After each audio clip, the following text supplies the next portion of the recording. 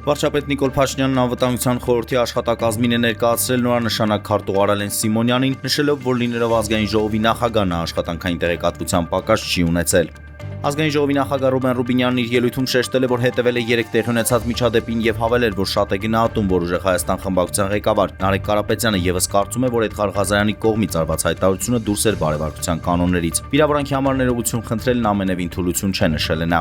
Ազգային ժողովի Ուժեղ Հայաստան խմբակցության падգամավոր Էդգար Ղազարյանն անդրադարձել է իր շուրջ տեղի ունեցող քննադատություններին, որը ստեղծվել է երեկվա միջադեպից հետո եւ նշել, որ Ուժեղ Հայաստան խմբակցության падգամավոր է եւ շարունակելու է գործունեությունը։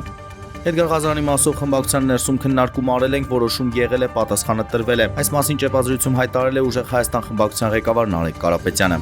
Ռոսավիացիայից տեղեկացնում են, որ Մոսկվայի Վնուկովո, Դոմոդեձովո, Ժուկովսկի եւ Շերեմետիևո օդանավականները ժամանակավորապես դադարեցրել են գործունեությունը, սահմանափակումներ մտցվել են անվտանգության նկատառումներից ելնելով։ Ինսայդեր Ֆաբրիսիո Ռոմանոյի տվյալներով Մանչեսթեր Սիթիի կողմից 50 եւ 60 միլիոն եվրոյի առաջարկները մերժելուց հետո Բարսելոնան մտադրված է ներկայացնել երրորդ առաջարկը։ Ըստ ամենայնի գործարքը 80 միլիոն եվրոյի մասին է։